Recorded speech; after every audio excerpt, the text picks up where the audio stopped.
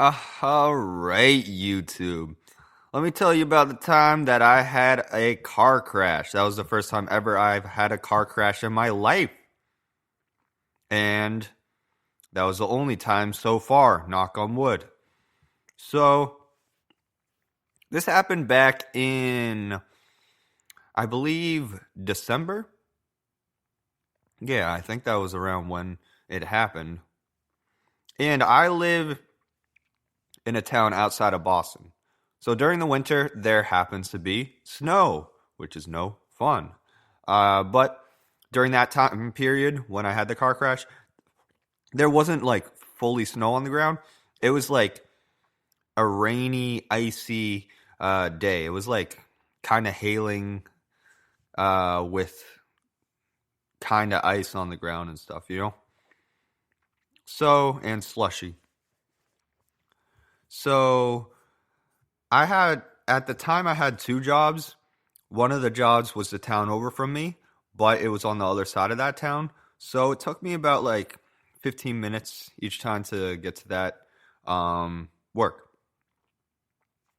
So it was one morning when I was heading to that job, and I was going across a bridge.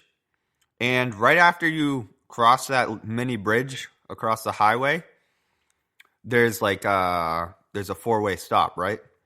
Except it's not exactly a four-way stop. This intersection. Um, Me, like anyone who's coming to and from the bridge, have the right of way. When it comes to the left and right, they have a stop sign each. So there was a guy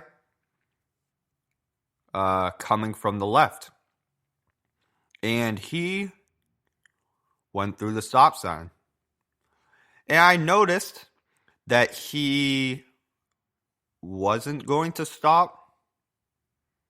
And so I only had two choices at that point because I was getting pretty close to either swerve off to the side and hope like I'm able to dodge him and then get back on the road, or hit him. If I would have hit him, it would have been his fault. And but I didn't want to deal with that whole consequence of like the damage and like getting it repaired, the insurance, this, that, and like also waiting for the repairs to be done, blah, blah, blah, blah.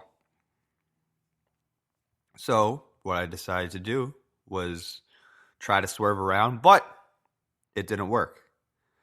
I tried to do the swerve, but the car lost full control. It slid all the way to the other side of the road.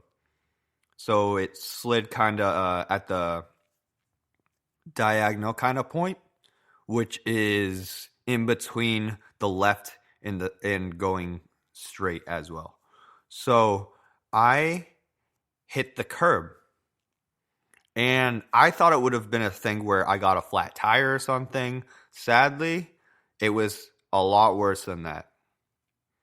It was like the bottom, I don't know what it's called or anything like that, but it's like the bottom frame of the car was pushed back. So like that big part had to be replaced by my mechanic. And the total of the repair was 1,700, something like that. And because and this was the worst part. So I didn't do it through my insurance because if I would have, I would have lost money. Because what happened was this driver who caused that drove off, like kept on going. He didn't bother stopping, even though it was obvious I was going to crash. So, and another really bad part about this was I ordered a dash cam literally, I think like a week or so before then because it was Cyber Monday. So I got a good deal on it, and that was going to be my first dash cam ever. But the dash cam didn't happen to arrive at my house yet. The dash cam arrived actually, I think, 3 or 4 days after the crash. So it would have been really convenient if I had that dash cam. And it gets worse. There's more like details that just make the whole situation worse. So that car was the first car I've ever bought in my life. It's a 2019 Honda Civic, and it's used but barely used. I think it was like 14,000 miles, which is nothing. And I bought that in November. So it was literally like a month and a half before then that I bought that car. So, one last aspect about this whole car crash situation that sucked. I mean, that would have been a lot worse than it was, but thankfully it didn't get to that point. Was I crashed, yeah, at the curb on the other side, but thankfully I didn't hit another car that would have been there. If like that's where another car on the other side would be waiting at the stop sign, right? I would have hit that car if there was a car there. Or if there happened to be a pedestrian car crossing the street, I would have hit the pedestrian. Or I hit the curb where it was in between a pole and a stop sign. So I could have if I hit the pole, then it would have damaged the car a lot. Or if I hit the stop sign, it would have damaged the car and damaged property. So I was lucky in that regard. I was lucky I wasn't hurt. But I was very unlucky in the sense that I lost 1,600 or so dollars from a car crash I did not cause, and I did not have a dash cam at the time. So, moral of the story, get a dash cam. Dash cams do not cost that much nowadays, thankfully. They're easy to use, easily accessible, and can help you in a lot of ways. Not only car crashes, but in other means. All right. So, so like, subscribe, check out my other stories.